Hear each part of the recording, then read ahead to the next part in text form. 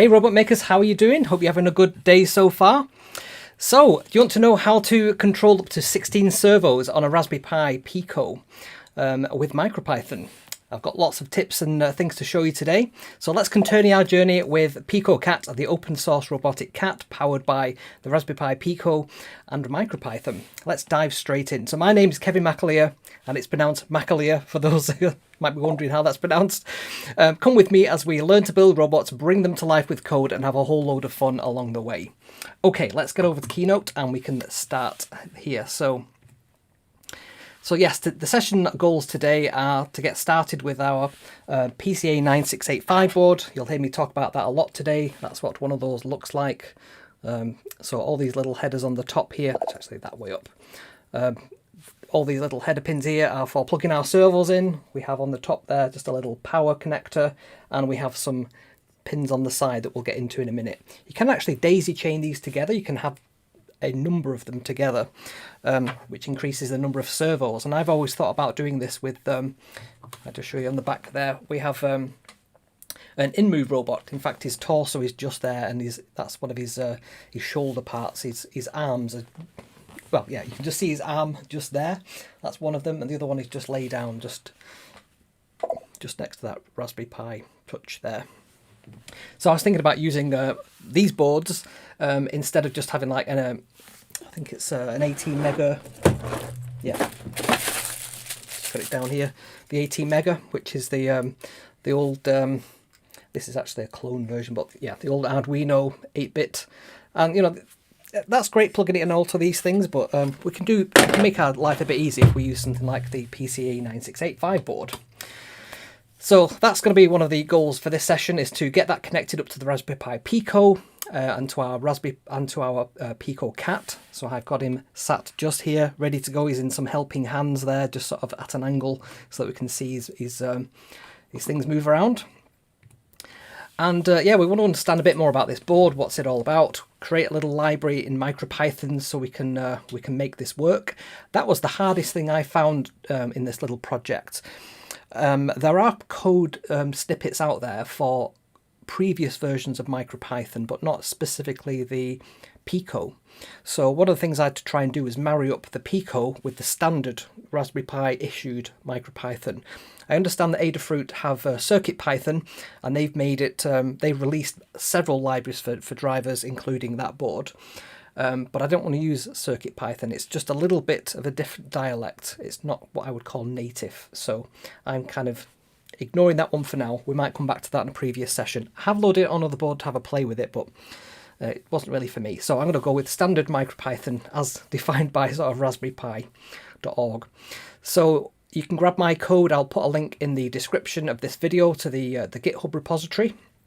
But we can have a look at that as well shortly. So, and of course we want to create some code for our Pico Cat. Finally we can get this thing working. So it's probably about an intermediate level, I would say, this one.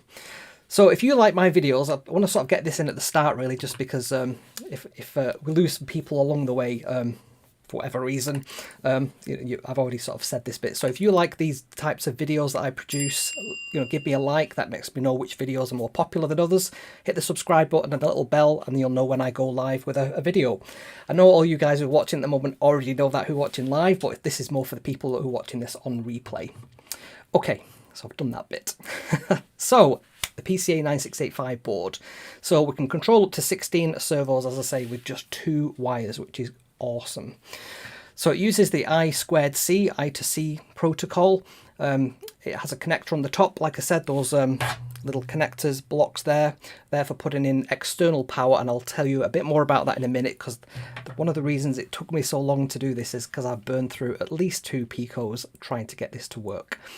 And they can be daisy chained together, and we can address up to 16. One of the confusing things about this is because of the way that computers work, they start counting at 0. 0 is a number.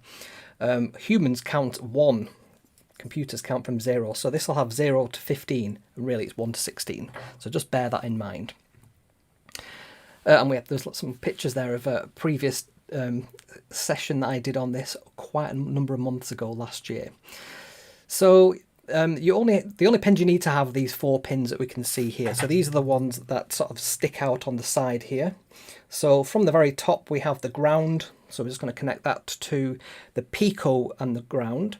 The clock pin and the data pin also go to the Raspberry Pi Pico, and then the 3.3 volts from the Pico can go to the VCC, not the voltage plus. Absolutely do not use that. So on previous robots, such as this quad one, which is powered by the Raspberry Pi, I've actually used one of the 5 volt lines from the Raspberry Pi and powered, I think I've actually got it on this one here, I've actually powered it to the PCA9685 board, which is just inside there. If I just sort of show you a bit more there. So just behind this little facade here, there's one of these boards just sat. You can see the little header pins there. And then on the Raspberry Pi, I'm actually using the very end pin there, which is the 5 volt rail. And that's probably okay. The Raspberry Pi's got a bit more circuitry in there, isn't as easily damaged as the Pico. However, that's how I damaged my first Raspberry Pi Pico. I connected the 5 volt or the system bus to that 5 volt rail there. And what that happens there is that will take the voltage from that pin and try and power all 16 of those servos. And if they're all sat there waiting to sort of jump into life, they will suck as much juice as they can. And the Pico isn't really designed to have that much current run through it. You know, this is a tiny little microcontroller. And that current goes directly through the CPU if you try and do that, and it will just burn the thing out and burn out all the resistors and all the parts along the way that they're designed to protect it. So don't do that. That's a silly thing to do. So that's why I'm saying this comes with a warning. Don't try and power the board through that bottom connect. I did it. I used it, you know, I now use external power instead. So when I go to my overhead shot, you can just see I've got a desk power supply here. I've capped it off at about, I think about half an amp. And I've got it running at about 5 volts. It's just about 5.2 at the moment. It should be just about 5 volts. Let me just get that to about there. There we go. Bang on 5 volts. So I know you won't make a silly mistake like that, but I'm just going to share with you, I did, and I don't want you to make the same mistake. Exactly. So Andy says, if you haven't fried it, you haven't tried it. Exactly. And some days you're winning, some days you're learning. That's one of the things I saw recently this week. So wanted to share that one with you. That's a key piece of advice. So I2C is great because it's just 2 wires essentially. You know, if you ignore the ground and the power, it's just data and clock. So all we need to do on our Raspberry Pi Pico, so as we look at our Raspberry Pi Pico, it's the ones which are on the, that's the left-hand side, because I'm mirrored there, left-hand side of the connector, the micro USB connector, and they start at pin 0 and pin 1.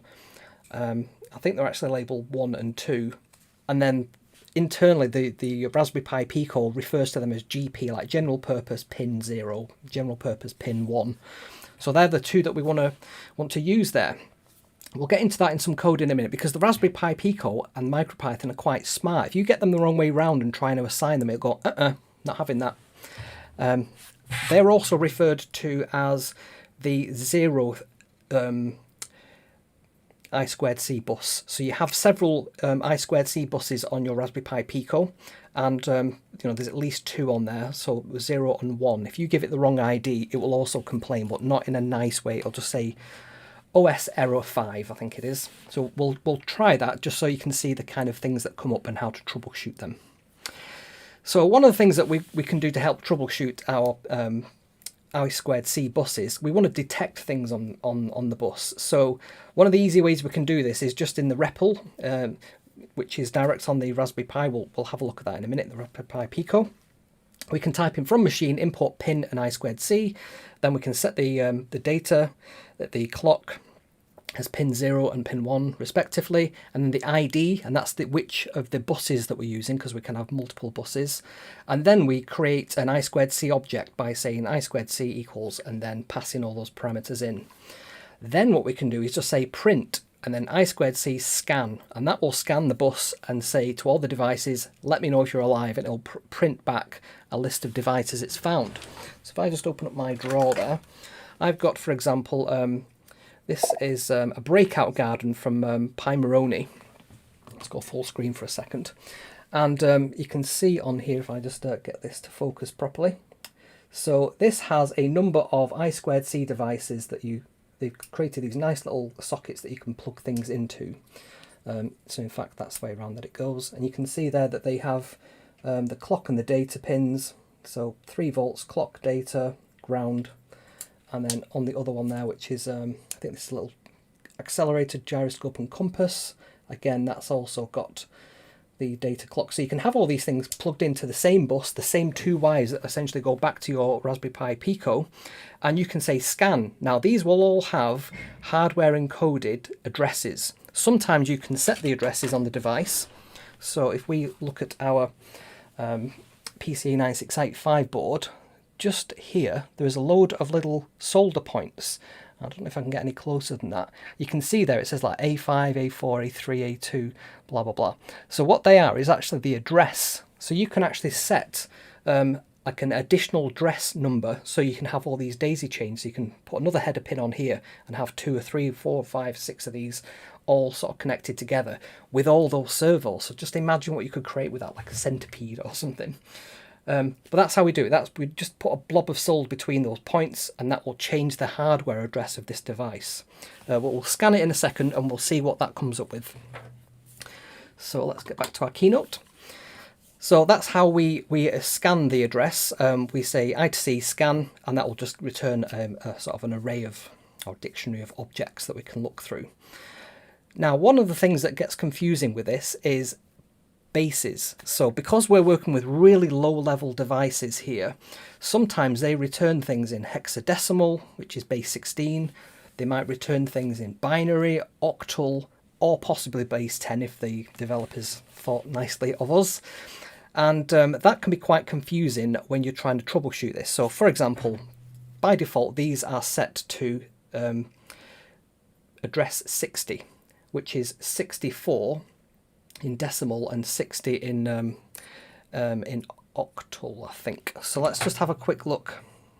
We'll get our calculator out in a second. We'll check through this. So what we're talking about here is device outputs and inputs, and yeah, machine speaking binary, not batchy as C3PO does. So low-level devices often return and accept values in different formats other than decimal. So you might recognize hexadecimal from things like web pages when you're talking about colors and CSS colors. Things like hash A1 F200 might refer to like a red, green and blue value, which is that little sort of off-green color that's just next to it there.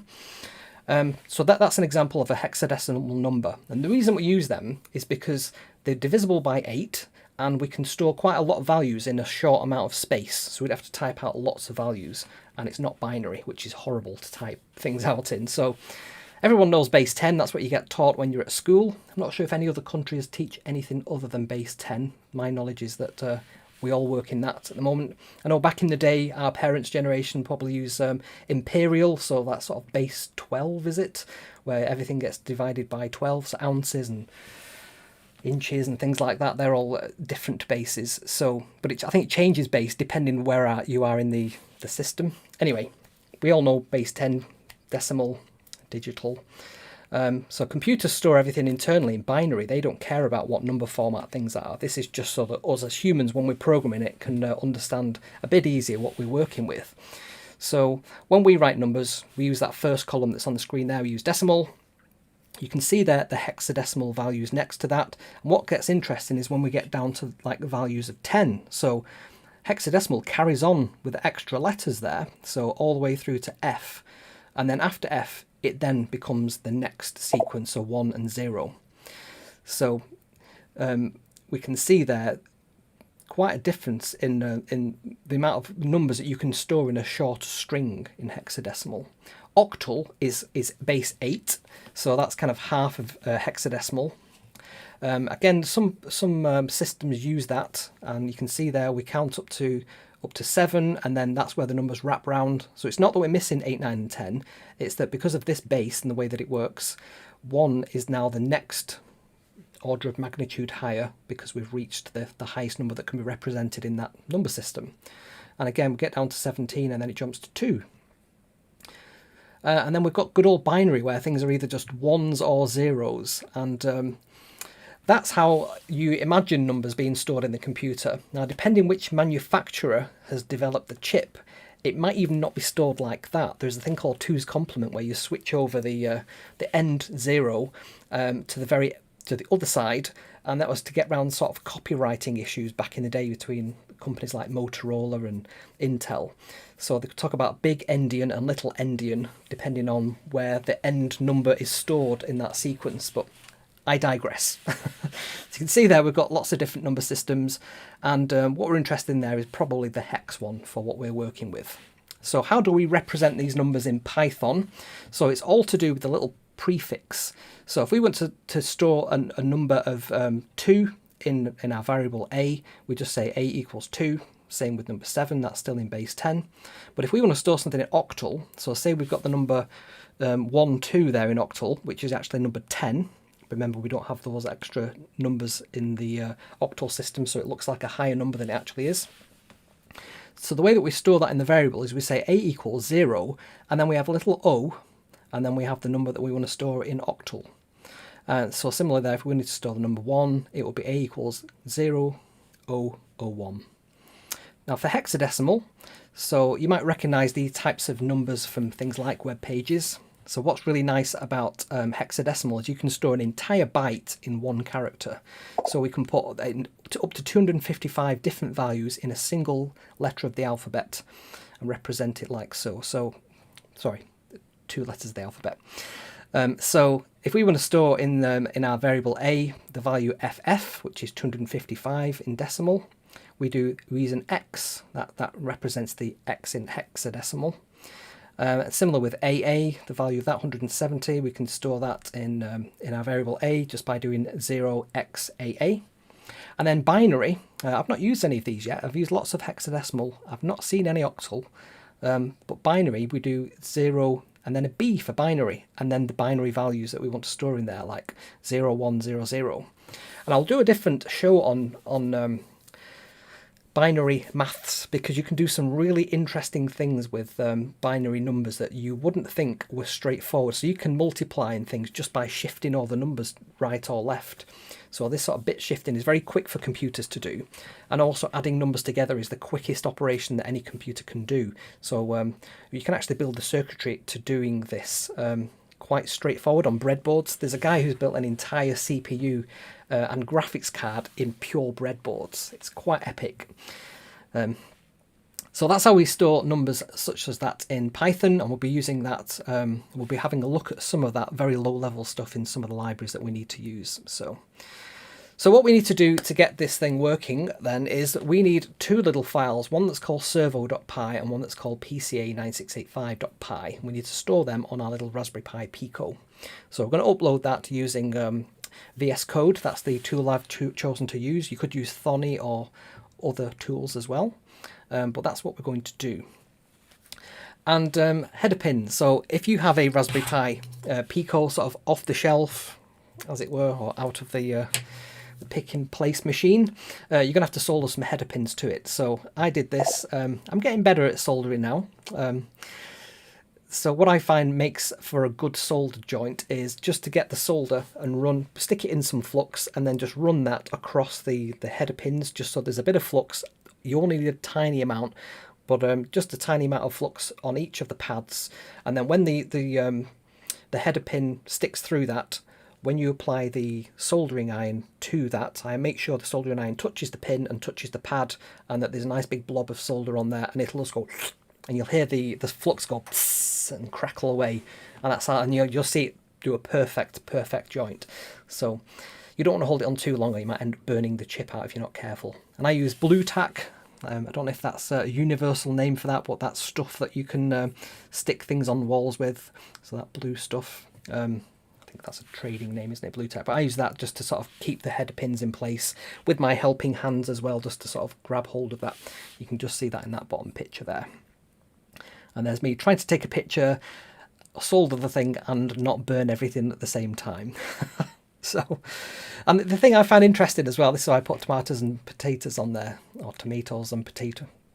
potatoes, is because in the US you say solder, not solder. So I find this fascinating. I wonder where that difference came from. There's like a silent L. Solder just sounds like something that you don't want to do, whereas solder, I don't know. There is an L in there. I'm British, we pronounce these things. It's like the U in colour. I always make sure I put that in there. So demo time, let's get over to cutting some code and let's see what we can get this thing to do. So I've got over here a Pico cat, and just down here I have the little board. Let me just hold that up so you can see it. Let's move this foot out of the way. So just got all of the servos wired up there. I've got some power going through here, which is going direct to my bench power supply. So I've just got 5 volts on there. Currently it's pulling 0.02 amps. And we have just here the Raspberry Pi Pico. This one has got the different types of header pins on there. I've got the sort of sockets rather than the header pins, so I can just plug my pins in there. And what I've got is I've got a pin going to the 3.3 volts there, so that's that white wire. And then on the other side I've got a ground, and I've got the data and the clock going to, the data going to 0 and the clock going to pin 1, and pin 3 is the ground. And then they just go back on there to the little PCA board, just like we showed on the slide before. And I'm not blowing this thing out, so we're golden there. Right, so what we'll do now, we'll head back over to VS Code. So let me just bring up this here. There we go, that looks okay. What I'll do, I'll just take that coffee thing out of the way for a second. We'll talk about that in a minute. And so what I've got 3 files here then. So we have the servo.py, which is a class which we're going to use to represent all the servos that we want to talk to. So we've got an initialization function here. And one of the things I like about Python, it has 2 different ways of addressing parameters in there. So because this is a class, we always have self, which represents that particular instance. Will refer to further down. Any of these variables refer to that particular instance of that class. So that's why we have that there. I2C is a positional argument. So the parameter is the first parameter that's passed in there. It's not optional because it hasn't got none and it hasn't got a default value. So we always have to pass that in or it'll fail. And then we've got things like the address. So we've named the variable and we've given it a default value. So the address there is 40. So if I pull up my little calculator here, this is just on Mac OS, but I think Windows has a scientific calculator that you can do this on as well. This is programmer mode, so we've got all our different bases covered off here. So if I come over here and I type in, so we can see on the screen, if I just jump back here for a second, it's got an X. So 0x40 is not 40. 0x, let's type it in. So 040, like so. Let's have a look at what that looks like in base 10. So that's 64. So 64 is the default address of this board that we're going to use. So let's see if that actually works. So that's why it was important that we understood those number bases, because sometimes we work in decimal and sometimes we don't, and it can get confusing. Then we've got this minimum US and maximum US. So this is to do with on a servo. Maybe I should have brought this slide in. I've talked about servos on other videos actually, so I'll just make a note to put a link into the thing up above there, because I've got some slides on exactly how servos work, and I can share that video link with you. But essentially, there is a duty cycle. So a servo will receive a set of values at a given pulse rate. So that pulse rate is the frequency. So typically we'd use 50 pulses per second, so 50 hertz. And then when that pulse happens, if you imagine that's like an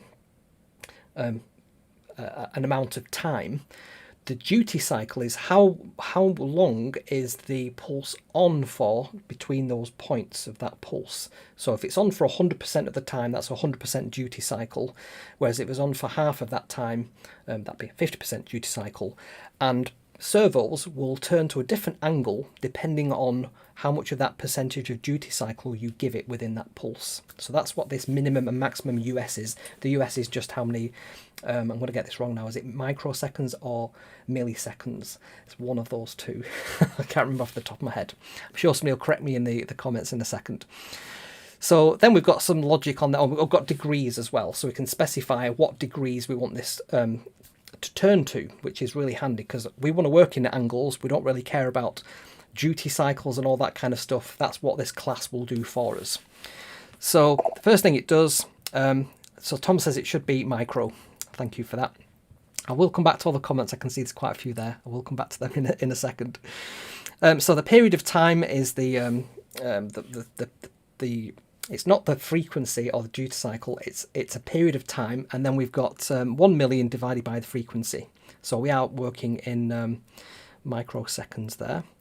And then the minimum duty cycle is just whatever we've passed in to this up here. And whatever the maximum duty cycle is, again, that's what we've passed in as the parameter there, because it might not be that. If we override that by passing a different value into the class, it'll filter through to that particular internal variable there. The degrees is whatever we've passed in there. Again, it's just defaulting to 180. We could make that 90 if we wanted to, as the midpoint. And then we set the frequency to be whatever the frequency is passed in at, so 50. So this initialization thing is just passing all these default parameters, setting ourselves up. Now it does use this PCA9685 class, which needs to be passed an I2C object, which we'll look at in a minute, and we're actually expecting that to be passed into us as well, and an address, which is that address, the 64 or 60 in hex that we looked at before. And then we're going to pass the frequency, because the PCA9685 board only has one frequency for the entire set of servos. You can't define different frequencies for different servos. It's just one for the entire board. And that means you can't really mix and match frequencies between LEDs and servos on the same board. You probably have to use two boards for that. And that's because typically LEDs will flicker at, you might have like 1,000 as the frequency, whereas for servos we want it like about 50. So then we've got things like the duty. So we're setting that in US, which is the microseconds, I think, and it's just going to return an integer value because it might actually end up being a float because we're multiplying and dividing things. We want it to actually end up as an integer, so we're wrapping it in the int to typecast it. We then put in 4095 times the value that's passed in, and then dividing that by the period of time, and that's how we get that duty cycle.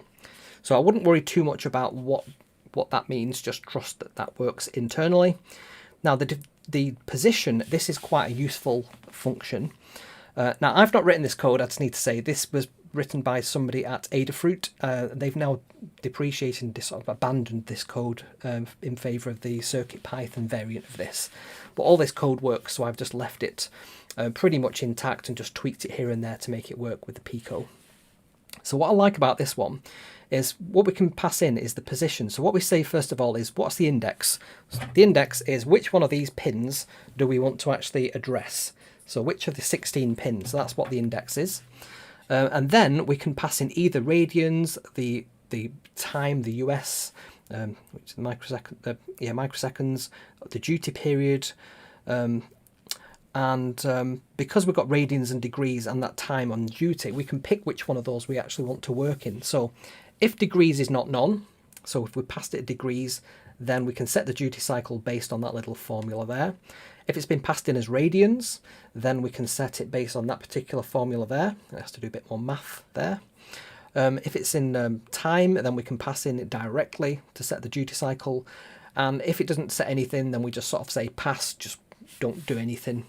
Otherwise, just return the value, the duty cycle. And then we actually set the duty cycle, so we then, based on what's happened above there, because each one of those things is setting the duty cycle as you look, you can then see that we take whatever that value ends up being and we'll pass in between the minimum and maximum and then pass that to the PCA9685 class, and that will then set the angle. So, and then we say release. So release is just a way of saying free up the memory. So if we created one of these objects and we wanted to sort of not keep that around forever, we can release that, and that memory will be released. So that is the servo class. Let's have a look at the PCA9685 class. So it uses an interesting thing there, ustruct. So ustruct is a C++ structure. And this is because Python is actually written in C++, and it's kind of providing a platform and environment and interpreting the code as we go. But sometimes you actually have to reach out, because these things are so low level, into C and understand those things. So a lot of these drivers are written in C, and a lot of the boards therefore expecting things in particular C-like structures. So a ustruct is an unsigned structure. And a structure is just like a set of bytes or a set of bytes in a particular order that means something specific to that usage. I'll probably go into that in a bit more detail in another programming type video. We also import time as well, and then we define the class itself. Again, the class name's always in uppercase, so we know it's a class. We initialize it, so we're expecting an I2C object to be passed to us, and the address, which is 40. And again, if we go back to our little thing, we know that 40 is 64, and that's because that's the default value for these particular boards.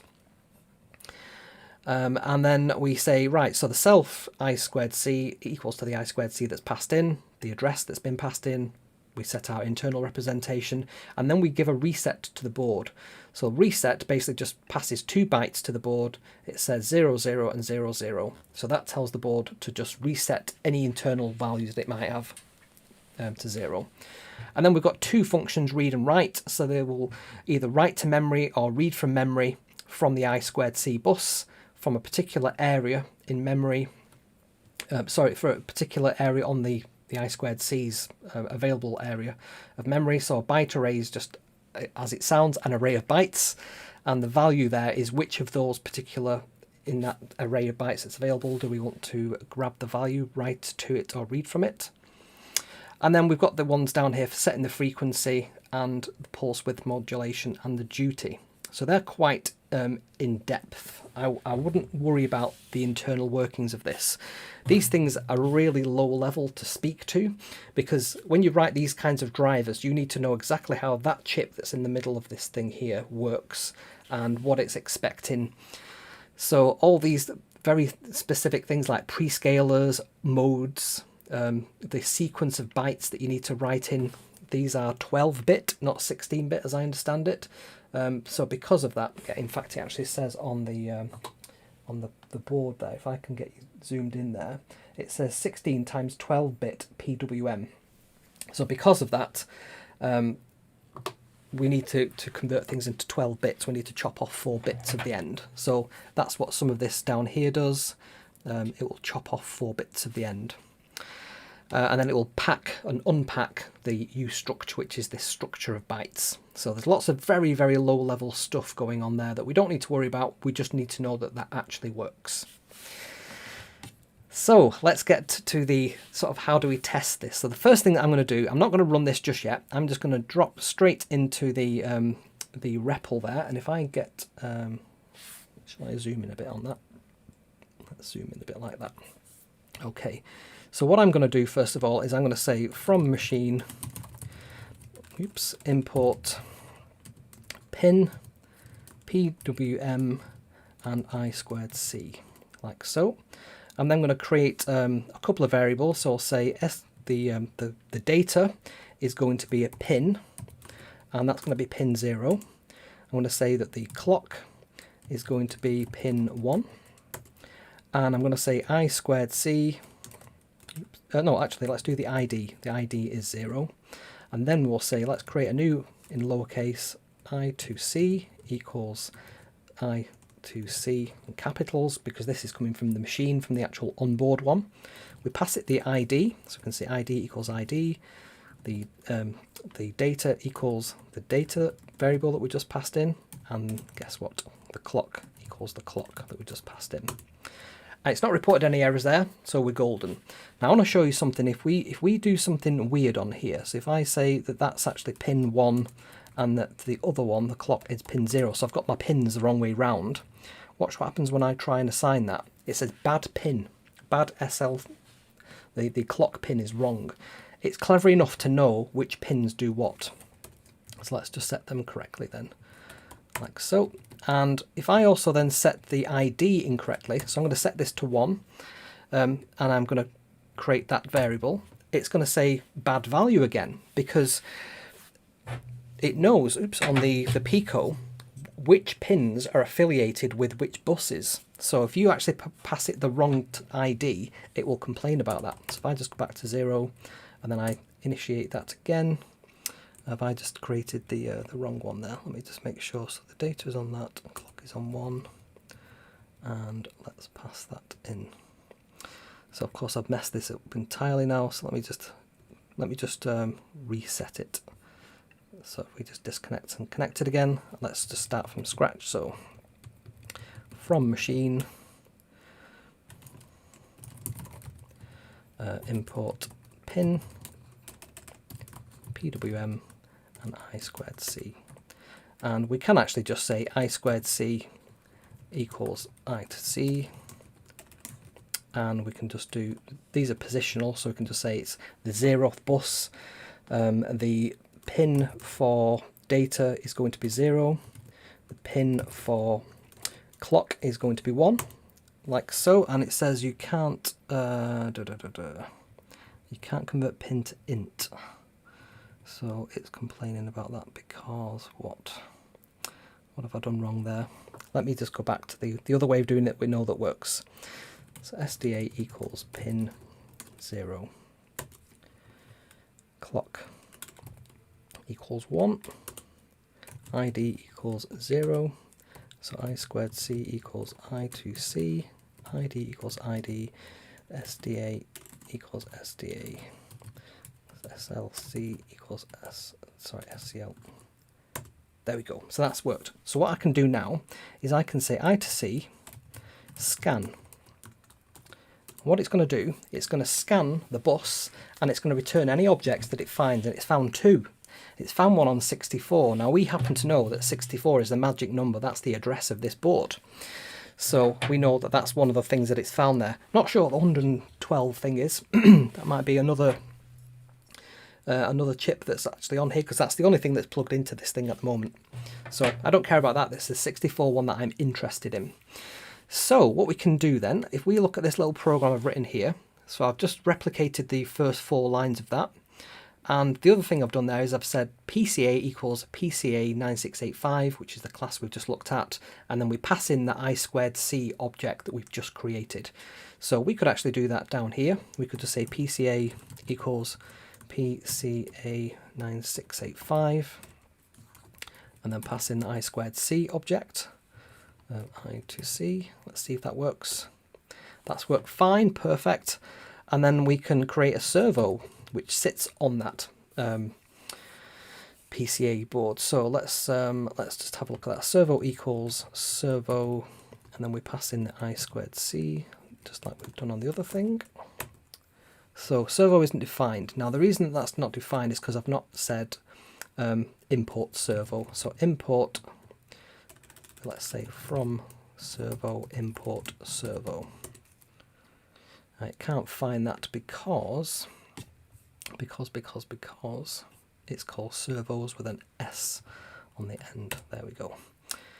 Right, so now we can do that again with that correctly typed in there. Great. So now we can say servo.position, and I can press tab on here as well just to get it to autocomplete things that it knows about. So let's try degrees equal 0. Now I just heard my little robot friend move about, so let's have a look over there.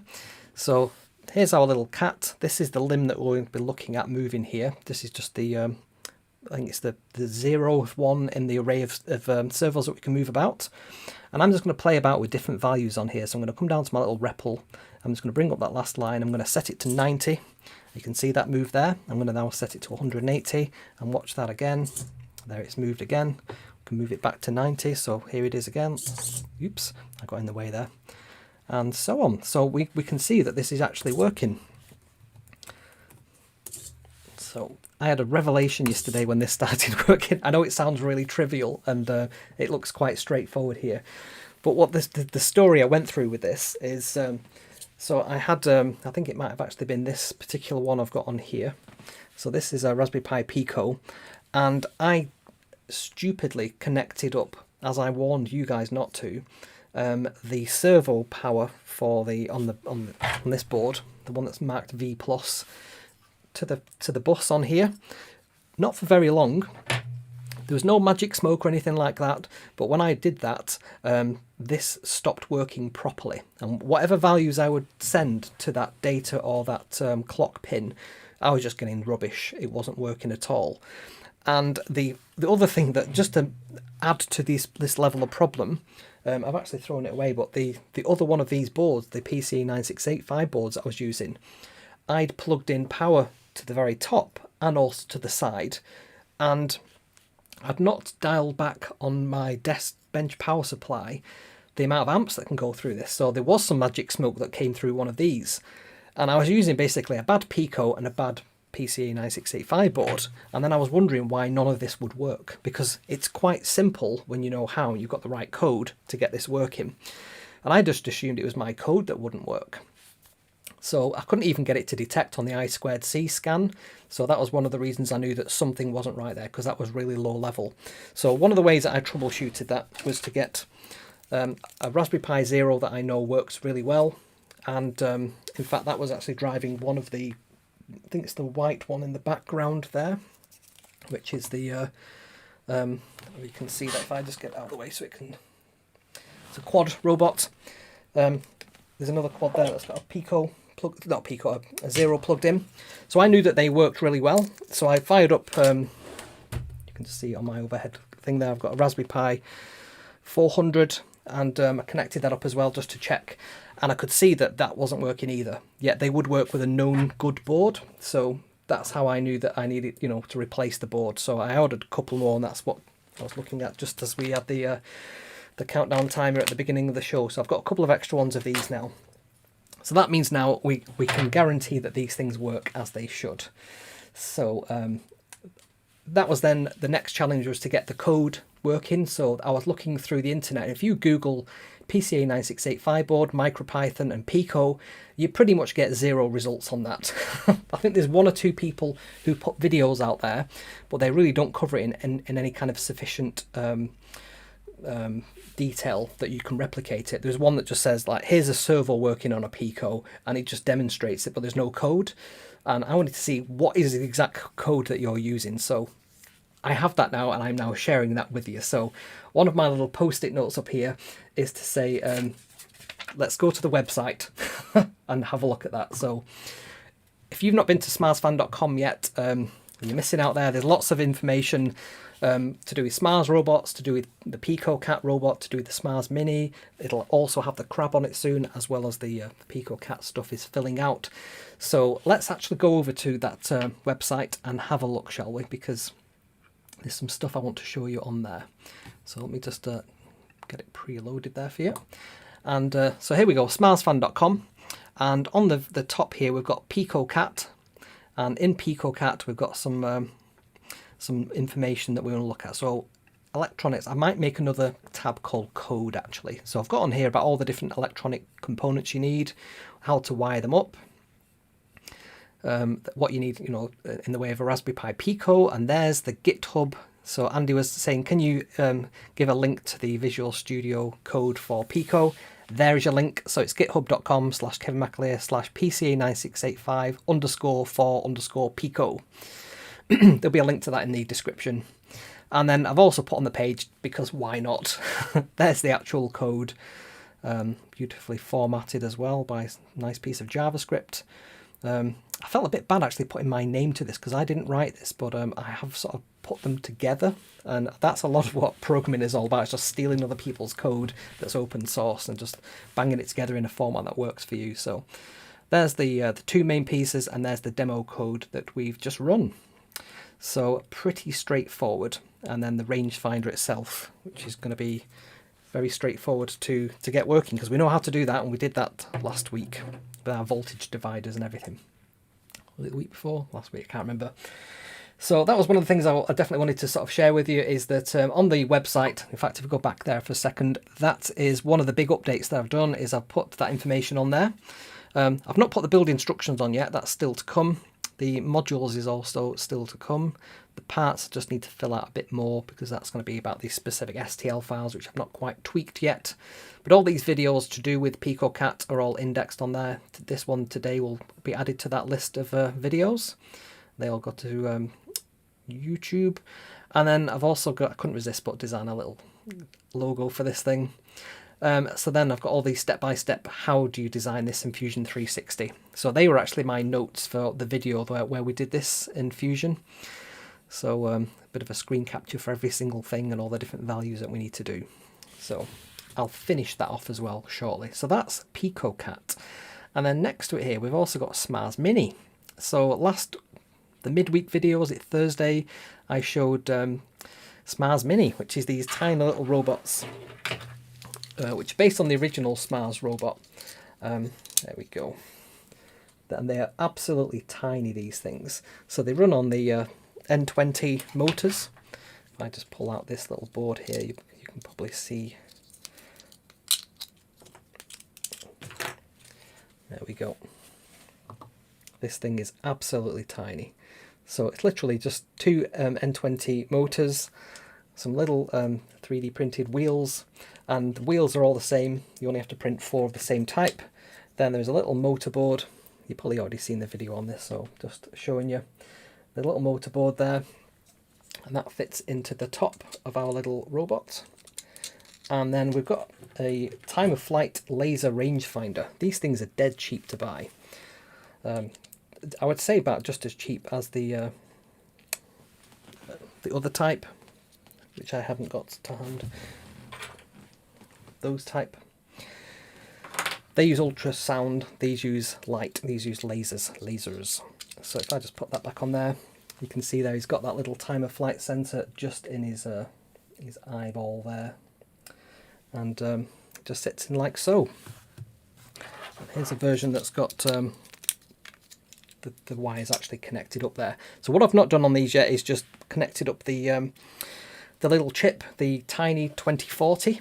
So let's go back over to the website for a second. I can show you what that's all about. So the electronics, we've got the time of flight sensor, we've got the motor driver, we've got this Pimeroni Tiny, which is a Raspberry Pi Pico essentially, but in half the form factor.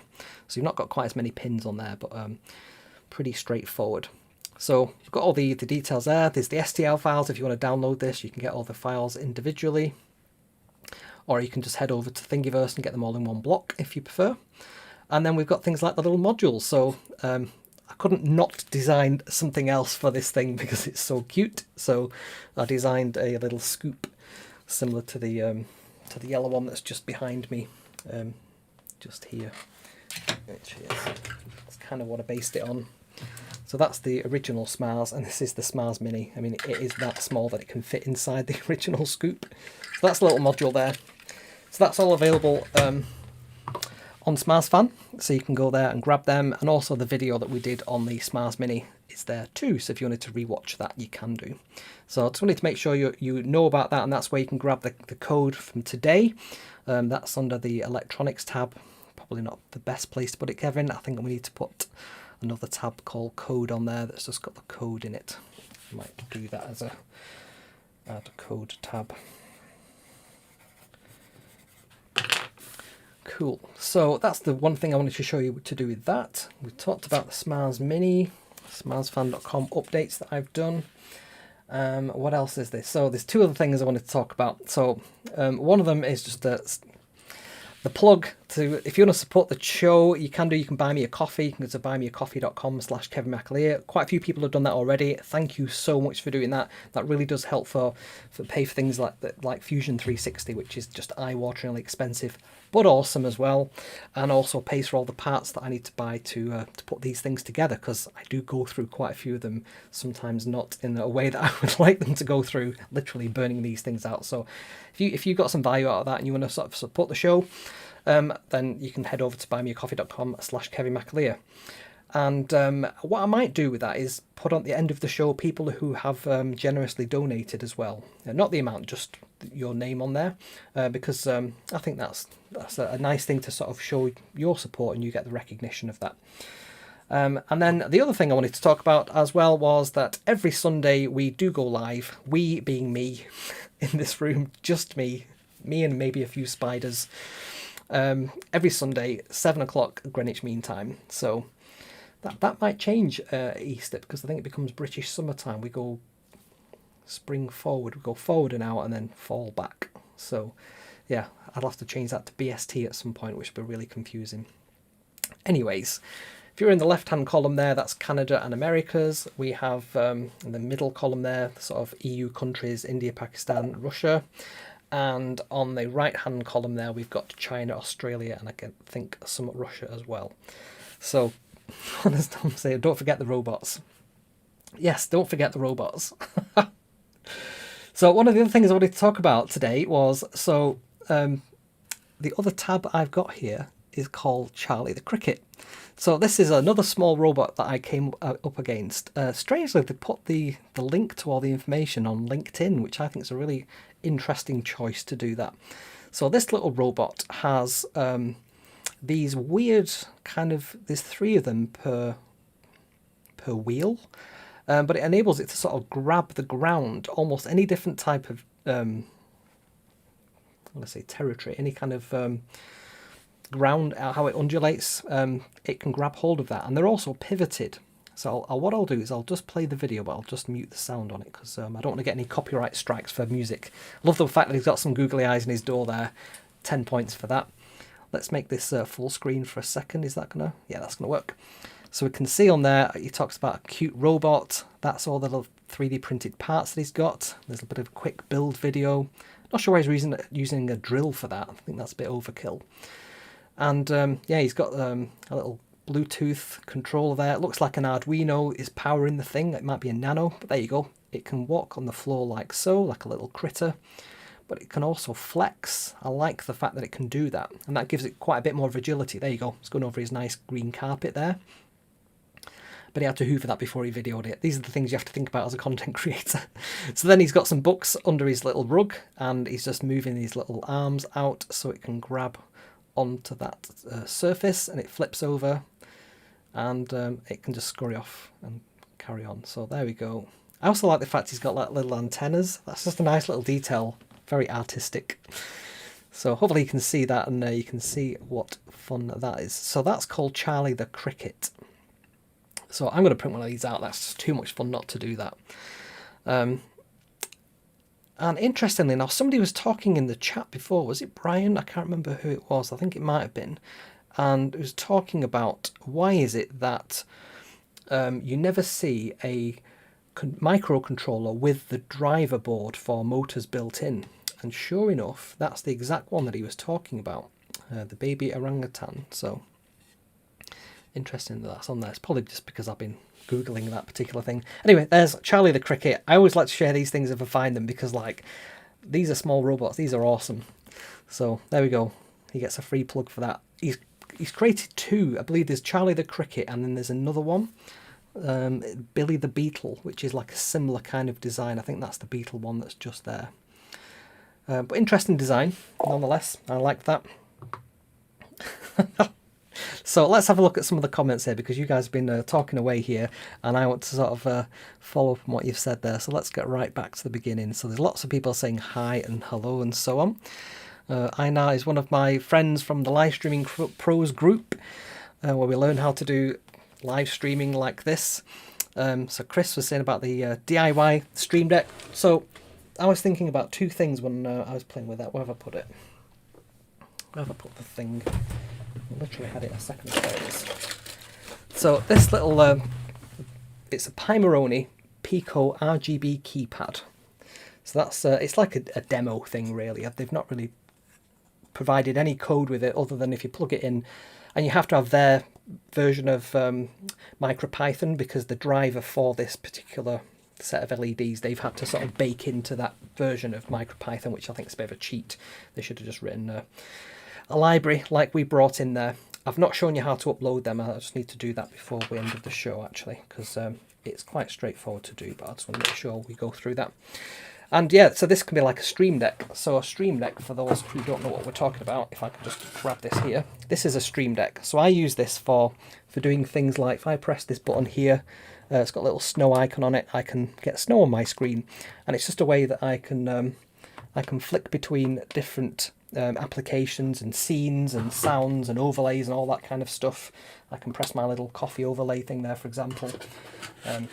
I can have all those ready to go at the push of a button without having to sort of click around. It's just nice there. So that's what this could be. Could be like a little Stream Deck.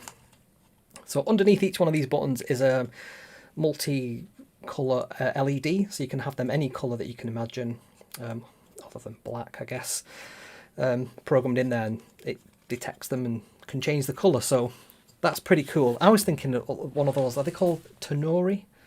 Tonori? I can't remember. It's like a musical device. Little Boots used to use them a lot in the early 2000s. So what else did we say?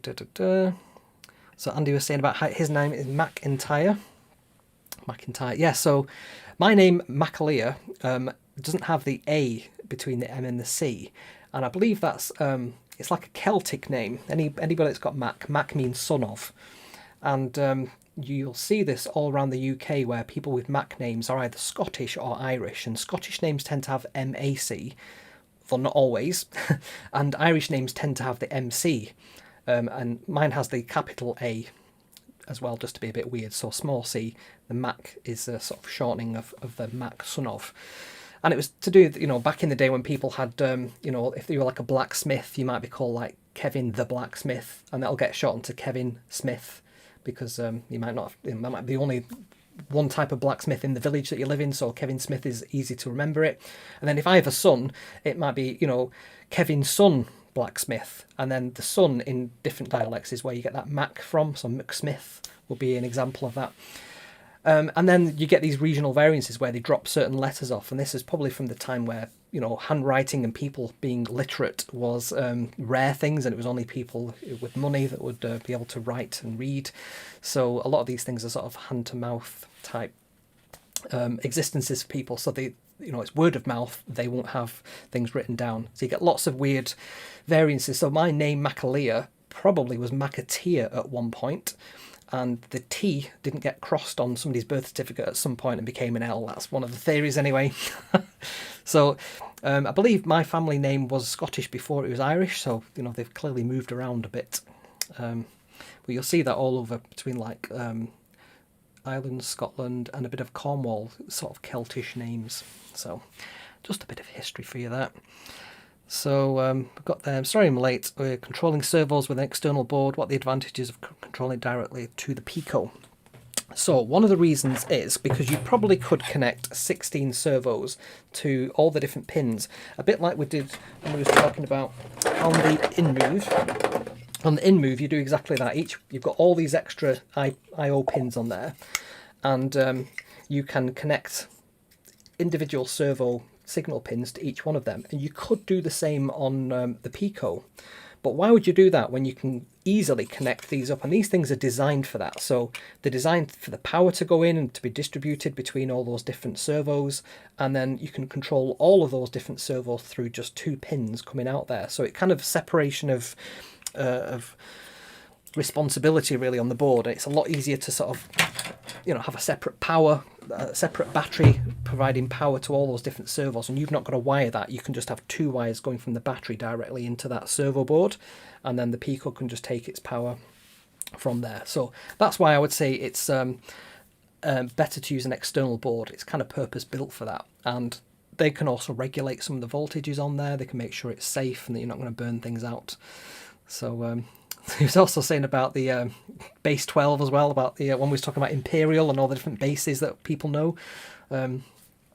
So yeah, I know in America you still have we have a weird situation in the UK. I think this is part of this whole Brexit mindset, is that we've never fully embraced metric systems. So we still have miles and miles per hour when we're talking about motorways and cars and so on.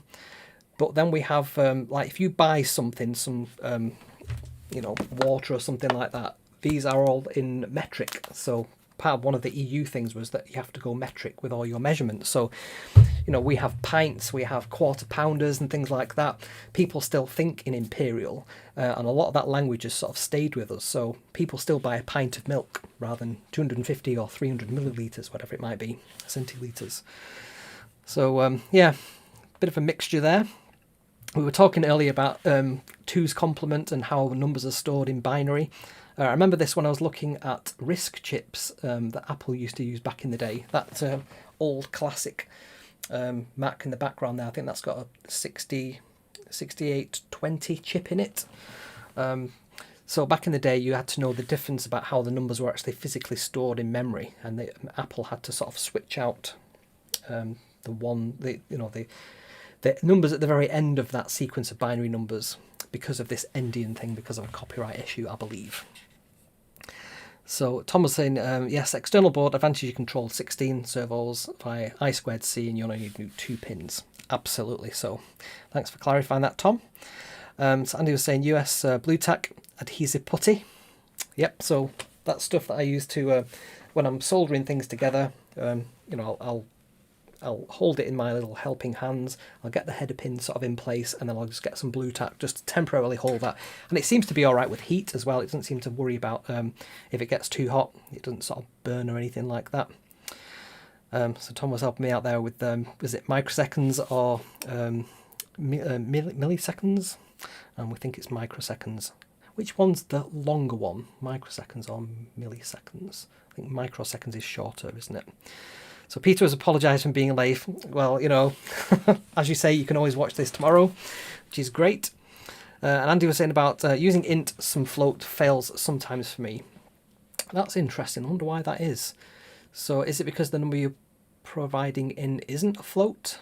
I'm not sure how Python would handle that. So one of the weird things about Python, unlike languages like C that are strongly typed, Python is kind of typed at runtime. So you can say a equals 1, so you're providing a decimal number 1 into the variable a, and only at that point does a become an integer. If you say a equals 1.0, it then becomes a floating point number. If you say a becomes equal to hello, it then becomes a character string. So it only becomes what it's going to be at the time you declare it. And you can actually change the type that it's being declared as during the program running, which is very bad programming practice. But it means when you come to pass a value like this, I'm not sure how it would handle an integer being passed into an integer. You'd expect it to be just fine, but I'm not sure. The thing with MicroPython, and they do say this on the website, it's not that it's a rush job, but it's not finished. So there are quite a few things that they've had to cut from MicroPython that the full Python has. A lot of the type checking or error checking that you might get in full Python, they've had to cut out simply because there isn't enough RAM on these little chips.